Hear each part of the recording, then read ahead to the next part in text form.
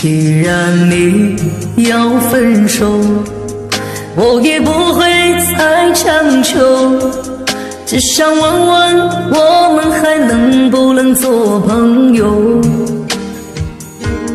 那些曾经的温柔，我会小心翼翼地保留，含泪的微笑与祝福你带走。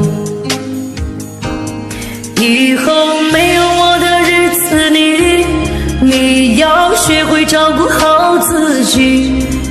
我总是放心不下你的孩子气。如果你一个人受了委屈，希望你能把我想起，我会一直在这